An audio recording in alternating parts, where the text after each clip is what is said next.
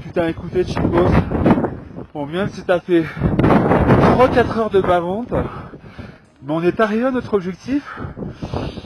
On est au sommet du volcan Uturuncu, 6008 mètres, un des 3 sommets dépassant les 6000 les plus élevés du Népèze. Désolé, j'ai une joue congelée, j'arrive pas à articuler. Écoutez, je vais vous faire juste un petit 360 degrés et vous allez découvrir la cordillère chilienne. Derrière cette cordillère, c'est le désert d'Atacama, côté chilien. Bon groupe, plein d'étoiles dans les yeux, le souffle court, mais super heureux d'être ici avec moi. Là derrière cette cordillère, l'Argentine, on continue à tourner. Là on est du côté du Chili, on sera en 3 jours. Et là la cordillère volcanique, une suite de volcans autour des 6000 mètres, avec au milieu de tout ça la Laguna Colorada, où on sera ce soir. Les gars, c'était la carte postale du jour. Je vous embrasse super fort. Je voulais juste partager ça avec vous. Ciao.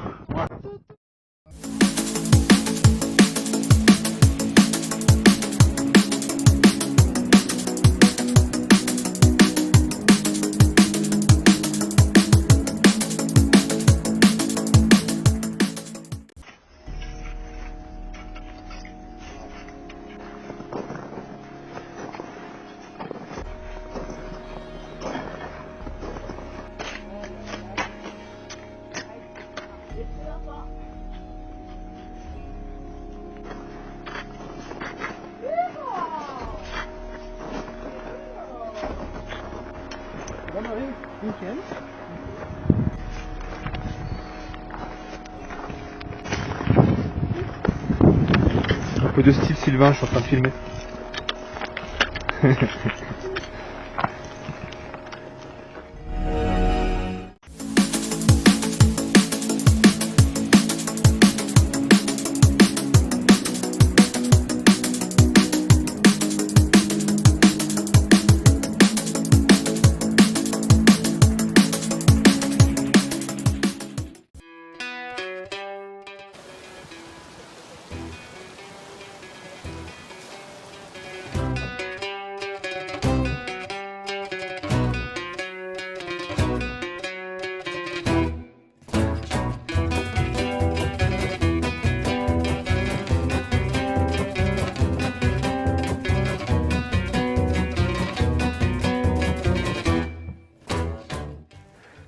Les premières années où je marchais sur les chemins incas, j'étais fasciné, sans trop bien savoir pourquoi, par les objets d'artisanat populaire.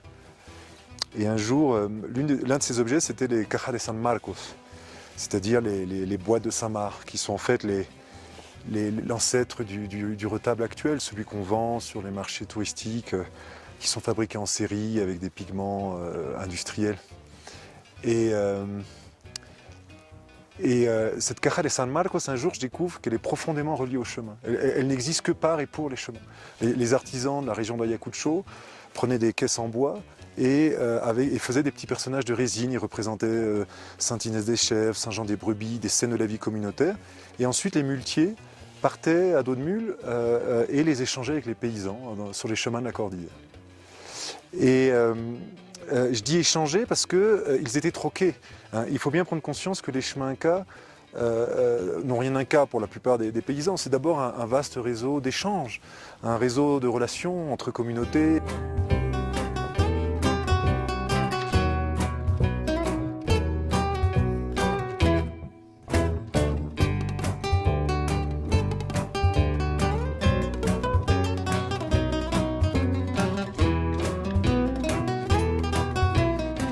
Un vaste réseau que les gens habitaient et qui, évidemment, avec le percement des premières routes dans les années 30 du XXe siècle, a commencé à péricliter.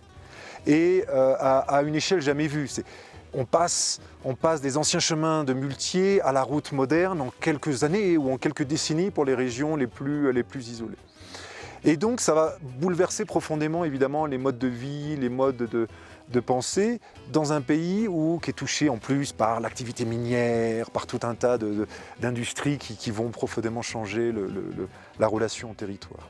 C'est vraiment il y a une quinzaine d'années qu'on décide, que l'État et l'UNESCO finalement décident de proposer ce mythe-là.